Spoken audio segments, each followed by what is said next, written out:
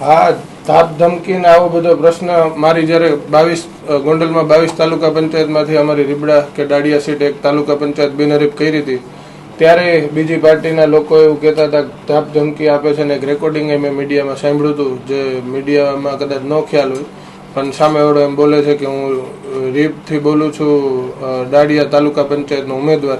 એ કોઈ ઉમેદવાર નહોતા બોલતા અને આમ આદમી પાર્ટીનો કોઈ ઉમેદવાર નહોતું.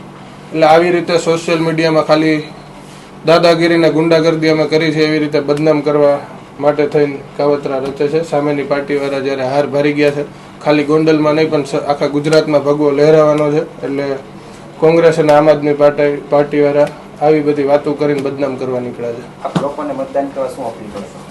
બસ આવી 26 તારીખે સવારે 7 વાગ્યાથી સાંજે 6 વાગ્યા સુધીનો સમય છે.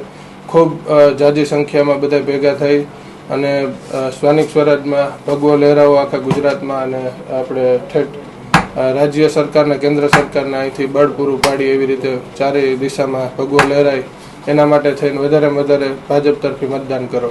હજુ સુધી તમે અમારી ચેનલને સબસ્ક્રાઇબ નથી કરી તો અત્યારે જ ન્યૂઝરૂમ ગુજરાતને સબસ્ક્રાઇબ કરો, ફેસબુક અને ઇન્સ્ટાગ્રામ પર ફોલો કરો.